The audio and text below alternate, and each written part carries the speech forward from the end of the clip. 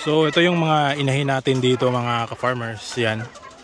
So itong nasa ilalim, yan ay mga pure breed ng game fowl natin. So walang halo yung dugo ng asil. Yung nasa taas, yun yung may dugong asil. So ito.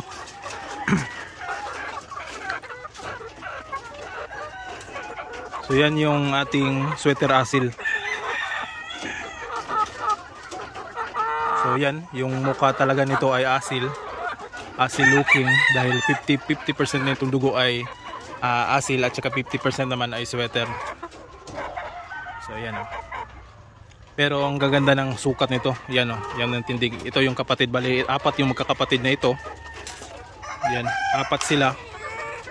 Ito yung tatlong pareho ng kulay at merong isa na medyo may pagka-light. Yan.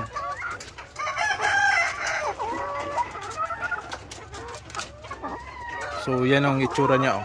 Tingnan natin sa malapitan.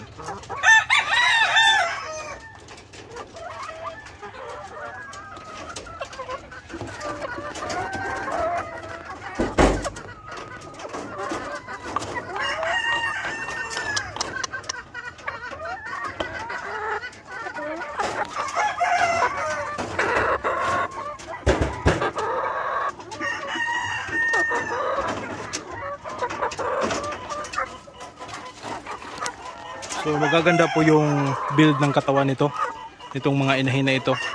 So ang pwede nating i-breed dito, dahil 50-50 ito, pwede nating pagparisan ito ng pure na sweater, para meron pa ring dugong asil, 3/4 yung dugo na magiging sweater, at saka 1/4 naman yung asil nito.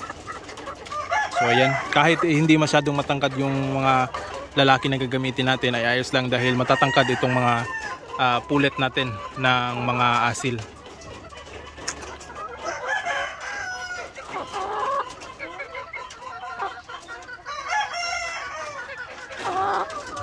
So ang tatapang ng muka, pati ito.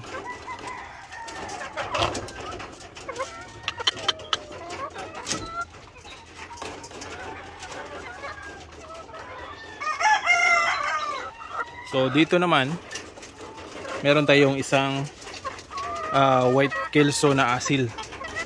So yan siya oh. So parang white hatch yung labas nito. Ang ganda ng kulay.